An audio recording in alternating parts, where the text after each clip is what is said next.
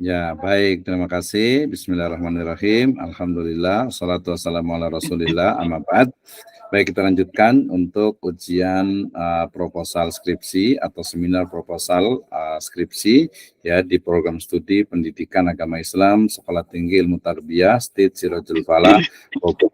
Ya, sekarang kita akan melaksanakan ujian proposal atas nama Iranto dengan NIM 20010412 ya, Sekolah Tinggi Ilmu Tarbiyah Sirajul Falah Bogor 1444 Hijriah 2023 Masehi dengan judul Strategi Guru Tahfidz dalam meningkatkan kualitas hafalan Al-Quran di Pondok Pesantren Darussalam Tanjung Telang Prabu Mulih. Ini hampir sama dengan yang tadi ya. Oke, kayaknya ini agak lumayan nih, cukup bagus juga ya. Baik, seperti biasa saya berikan waktu dalam 5-10 menit untuk menjelaskan, kemudian nanti akan ada reviewnya. Kepada Saudara Iranto saya persilahkan. Baik, Assalamualaikum warahmatullahi wabarakatuh. Alhamdulillah hamdan katsiran thayyiban mubarakan fih kama yuhibbu rabbuna wa yarda. Asyhadu an la ilaha illallah wa asyhadu anna Muhammadan abduhu wa rasuluh. Amma ba'd. Masih kedengaran enggak, Pak? Halo? Masih jelas. Oh, masih. Lanjut langsung. Baik, langsung saja untuk meminimalisir waktu. Pertama-tama yang saya hormati Bapak selaku pembimbing saya, Bapak Dr. Misno, SHI, SE, MEI, MH, Hafizahullah, semoga Allah menjaga beliau. Di sini saya mempresentasikan proposal seminar skripsi dan dengan judul yang saya ambil yaitu Strategi Guru Tahfidz dalam Meningkatkan Kualitas Hafalan Al-Quran di Pondok Pesantren Darussalam Tanjung Telang Prabu Muli. Oleh saya sendiri, Iranto dengan NIM 20010412, Sekolah Tinggi Ilmu Tarbiyah Sirajul Falah Bogor 1444 Hijriah 2023 Masehi. Langsung saja untuk latar belakangnya, Al-Quran merupakan petunjuk dan pedoman hidup bagi manusia, terutama umat Islam. Al-Quran juga merupakan mukjizat terbesar yang Allah Subhanahu wa Ta'ala turunkan kepada Nabi Muhammad Sallallahu Alaihi Wasallam melalui perantara malaikat Jibril alaihissalam. Kemudian yang selanjutnya, di lingkungan pondok pesantren, para santrinya tidak lepas dari yang namanya menghafal Al-Quran atau biasa disebut dengan tahfidzul Quran. Namun sering terkendala oleh banyak sekali permasalahan, salah satunya yaitu lemahnya santri dalam menghafal Al-Quran. Kemudian dari paparan yang sebelumnya, ketemulah sebuah rumusan masalah yaitu apa saja strategi guru tahfidz dalam meningkatkan kualitas hafalan Al-Quran di Pondok Pesantren Darussalam Tanjung Telang Prabu Muli. Kemudian apa saja hambatan-hambatan yang dihadapi guru tahfidz dalam strategi meningkatkan kualitas hafalan Al-Quran di Pondok Pesantren Darussalam Tanjung Telang Prabu Muli. Kemudian tujuan penelitian. Tujuan penelitian yang pertama yaitu untuk mendeskripsikan strategi guru tahfidz dalam meningkatkan kualitas hafalan Al-Quran di Pondok Pesantren Darussalam Tanjung Telang Prabu Muli. Kemudian yang kedua, untuk mendeskripsikan hambatan-hambatan yang dihadapi guru tahfidz dalam strategi meningkatkan kualitas hafalan santri di Pondok Pesantren Darussalam Tanjung Telang Prabu Muli. Kemudian manfaat penelitian, yaitu manfaatnya diantaranya dapat digunakan oleh guru tahfidz sebagai referensi dalam strategi meningkatkan kualitas hafalan Al-Quran. Kemudian manfaat penelitian selanjutnya yaitu dapat digunakan oleh peserta didik sebagai referensi tambahan sumber belajar dalam meningkatkan kualitas hafalan Al-Quran. Untuk selanjutnya penelitian terdahulu yaitu diteliti oleh Nurul penelitian yang diteliti oleh Nurul Mahfudhoh, yaitu upaya guru Al-Quran hadis dalam menarik minat hafalan Al-Quran siswa MTS Sunan Pandanaran. Kemudian penelitian yang kedua yaitu diteliti oleh Lulu Maria Ulfa, yaitu upaya guru tahfidz dalam meningkatkan kemampuan menghafal Al-Quran siswa Madrasah Aliyah Muhammadiyah Metro. Kemudian oleh Jamilatul Jannah, yaitu upaya guru tahfidz dalam meningkatkan hafalan Al-Quran siswa kelas 6D di SD Al-Islam 2 Jamsaren Surakarta. Kemudian penelitian yang diteliti oleh Lia Minhatul Fauziyah, yaitu dengan judul Strategi Guru Tahfidz dalam Meningkatkan Motivasi Siswa Menghafal Al-Quran Juz 30 kelas 6 di MI PUI Pasar Salasa Ciampea Bogor. Kemudian oleh Muhammad Syekhul Bakri, yaitu dengan judul Strategi Guru Tahfidz dalam Meningkatkan Semangat Hafalan Al-Quran Santri di Pesantren Al-Aini Kertosomo Nganjuk. Untuk metode penelitian yang saya ambil di sini yaitu kualitatif, kemudian yang kedua observasi, yang ketiga wawancara, kemudian yang keempat dokumentasi. Nah, langsung saja untuk kerangka penelitian yaitu bab 1 merupakan pendahuluan yang membahas latar belakang masalah, rumusan masalah, tujuan penelitian, manfaat penelitian, metode penelitian, penelitian terdahulu, kemudian kerangka penelitian. Kemudian bab kedua landasan teori yang membahas strategi guru tahfidz, pengertian guru tahfidz. Kemudian bab ketiga yaitu objek penelitian, memuat profil pondok pesantren Darussalam Tanjung Telang Prabu Muli, meliputi sejarah berdirinya pesantren, kemudian visi, misi, dan tujuan pesantren, sarana dan prasarana pondok pesantren, tenaga pengajar pondok pesantren, kemudian mudir pesantren. Kemudian untuk bab keempatnya yaitu konsep strategi guru tahfidz dalam penerapan menghafal Al-Quran di pondok pesantren Darussalam Tanjung Telang, yang membahas pelaksanaan tahfidz Al-Quran di pondok pesantren Darussalam Tanjung Telang, kemudian kurikulum tahfidz Al-Quran yang digunakan pada aspek penghafal Al-Quran, kemudian faktor pendorong dan faktor penghambat guru tahfidz dalam meningkatkan kualitas hafalan Al-Quran. Kemudian bab kelima yaitu kesimpulan, saran, kemudian dilanjutkan dengan daftar pustaka. Demikianlah yang bisa dapat saya presentasikan. Saya ucapkan jazakumullahu khairan kepada Bapak, mohon bimbingannya atas segala kekurangannya. Saya akhiri. Assalamualaikum warahmatullahi wabarakatuh. Waalaikumsalam warahmatullahi wabarakatuh. Baik, terima kasih. Kita lihat dari awal ya. Itu tadi judulnya sudah cukup bagus ya. Strategi guru tahfidz dalam meningkatkan kualitas hafalan Al-Quran di Pondok Pesantren Darussalam Tanjung Telang Prabu Mulih Sumatera Selatan gitu ya. Oke, sebenarnya ini sama ya dengan yang tadi gitu ya. Jadi strategi guru Al-Quran boleh juga yang tadi yang pertama gitu ya. Kalau ini strategi guru tahfidz ya dalam meningkatkan kualitas hafalan.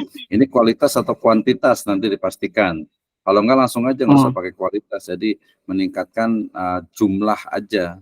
Jadi kuantitas bukan kualitas ya. Ya, karena kan biasa kualitas jadi meningkatkan. Nah, kalau nggak pakai jumlah langsung saja meningkatkan hafalan Al-Quran, gitu ya. Jadi dia khusus menghafal Al-Quran itu. Jadi nanti di situ ada kuantitas, ada kualitas, gitu ya. Jadi dua-duanya. Jadi strategi guru tahfidz dalam meningkatkan hafalan Al-Quran di Pondok Pesantren Darussalam Tanjung Telang Prabu Mulih Sumatera Selatan gitu ya. Jadi kata-kata kualitasnya dihilangkan karena nanti kalau kualitas berarti kan tajwidnya, kemudian juga mutkinnya gitu kan.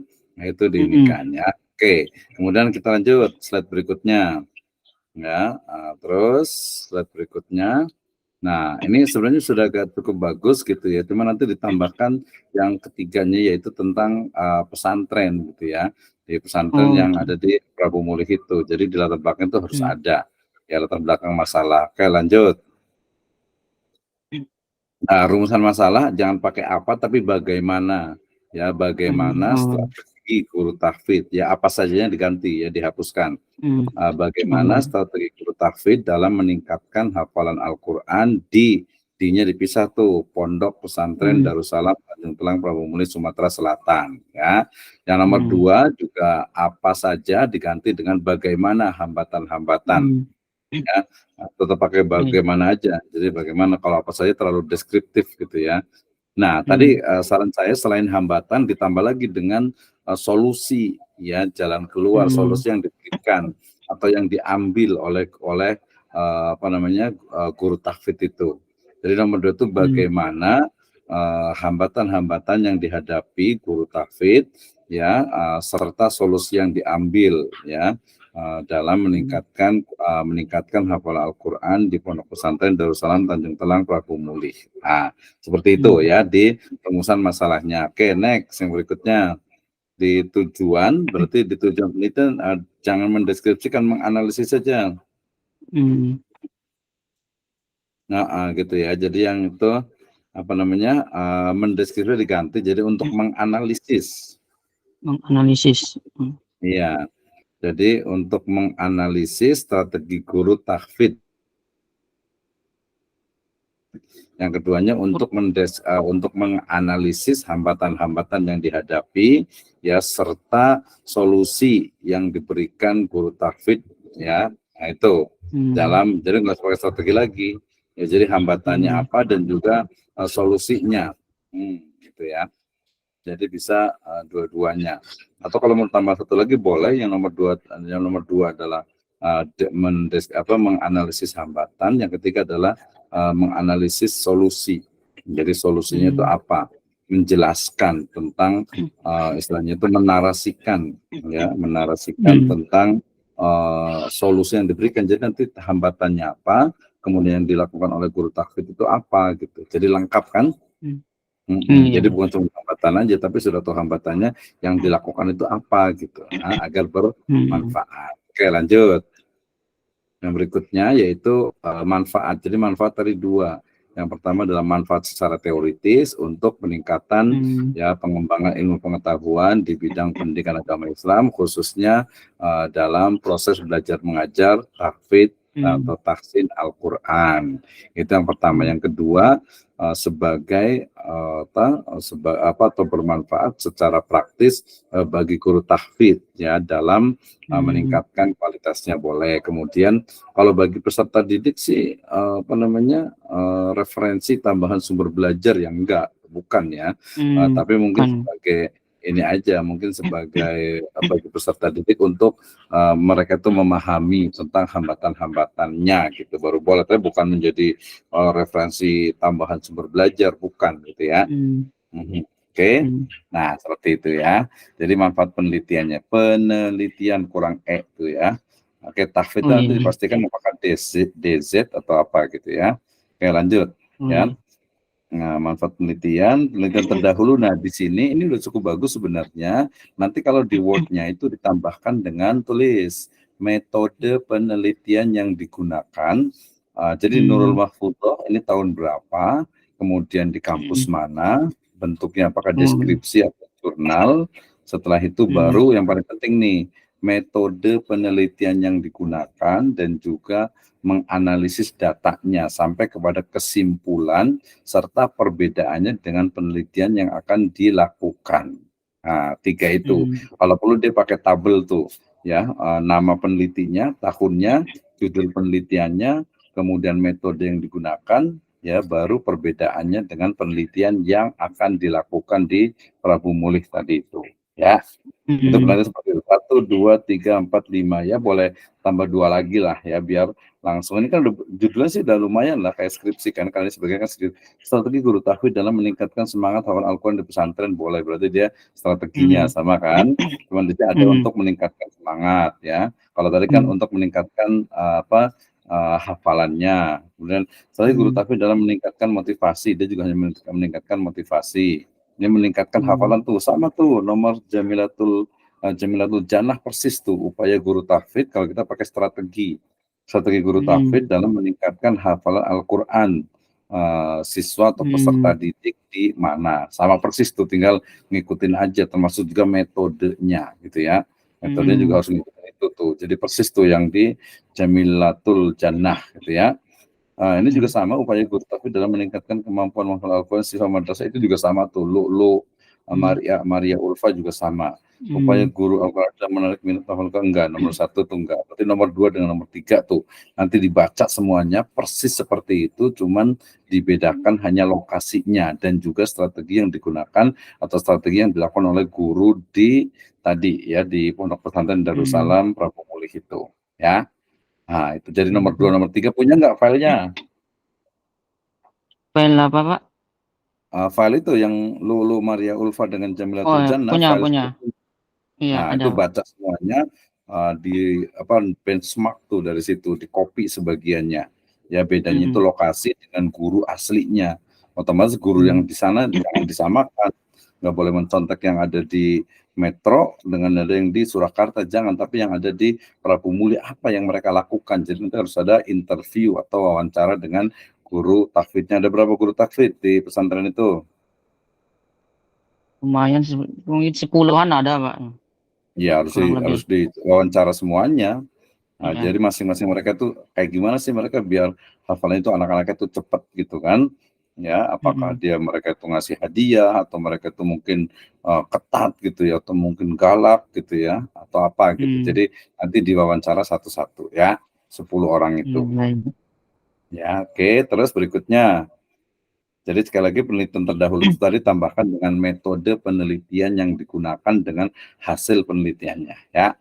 Oh, Metode iya, baik. penelitian nanti ditambahkan lagi, ya oke lah kualitatif, observasi, ada wawancara, dan nanti sebutkan observasinya berapa kali, kapan, wawancara sebutkan wawancara dengan siapa, Ustadz A, Ustadz B, Ustadz C, sampai ke 10. Dokumentasinya mungkin dilihat dari sisi mungkin ada fotonya, atau mungkin ada apa kayak semacam daftar hadir, absensi, presensi gitu ya. Nah itu dilengkapi metode penelitiannya. Terus yang berikutnya masih ada lagi nggak? Kerangka penelitian ini sebenarnya di bab 1, bukan kerangka penelitian, yang benar itu adalah sistematika penulisan ya. Bab 1 pendahuluan sistematika penulisan. Dari latar belakang masalah, rumusan masalah, tujuan penelitian, manfaat penelitian. Nah, metode penelitian itu dipindahkan ke bab 3 nanti ya. Jadi kemarin saya bicara dengan Pak Ketua Sri Zufala juga, harusnya itu kalau sudah jadi itu bab 2 metode, bab 3 metode penelitian. Jadi yang di metode penelitian itu dipindahkan ke bab 3, kemudian penelitian terdahulu itu di bab kedua, ya. Kemudian kerangka penelitian itu diganti dengan sistematika penulisan, ya. Oke. Kemudian di bab kedua itu adalah kerangka teori, ya, atau landasan teori boleh juga, strategi guru tahfidz, pengertian guru tahfidz, boleh juga ditambah dengan ini apa profil dari pondok pesantren. Ya, jadi pondok pesantren yang bab 3 itu dipindahkan ke bab kedua. Ya. Tujuan pondok pesantren. Nah, itu. Jadi bab 3 dipindahkan ke bab kedua. Bab 3 itu metode penelitian. Ya, metode penelitian itu mulai dari waktu dan lokasi penelitian, kemudian juga pendekatan penelitian, data dalam penelitian, kemudian juga teknik pengumpulan data, kemudian cara menganalisis data. Nah, itu bab 3. Bab 4-nya baru langsung nggak usah pakai konsep, konsepnya dihapus, langsung strategi. Strategi guru dalam meningkatkan dalam penerapan menghafal Al-Quran, enggak diganti ya. Diganti. Jadi strategi guru tahfidz dalam meningkatkan hafalan santri atau siswa peserta didik ya. Nah, itu. Jadi yang kedua baru peluang dan hambatan, ya boleh pakai peluang tadi ya, peluang dan hambatan ya serta solusi yang diberikan. Bab 5 baru kesimpulan dan saran. Daftar pustaka bukan di bab 5 tapi tersendiri. Ya, daftar pustaka nanti ada juga dengan biografi penulis. Nah, itu udah agak lumayan nih, ya udah agak lumayan. Jadi nanti dijadikan di Word biar tahu diketik gitu ya. Oke, selanjutnya masih ada lagi? Udah, Pak, habis. Oke ya, udah sampai selesai seperti itu aja. Nanti ini rekaman juga ada, nanti kita akan ulang-ulang. Baik, ada pertanyaan nggak? Oh, Pak Astoni mau Enggak, Pak, nanya, insya Allah. silakan. Apun Pak, anak izin keluar dulu Pak, soalnya jauh dari rumah Pak. Oh iya, terima kasih. Di Ini waktu udah sekolah. habis ya. Iya. Yang satu lagi tadi siapa? Ya, kasih Pak ya. Ya, Assalamualaikum sama. warahmatullahi wabarakatuh. Waalaikumsalam warahmatullahi wabarakatuh. Oh ini Pak, tadi Pak Iranto ya. Pak Iranto ada pertanyaan Iya. nggak? Enggak Pak, insya Allah Ada enggak ada. Nggak ada ya. Baik, kita cukupkan. Alhamdulillah Rabbil Alamin. Itu ada yang belum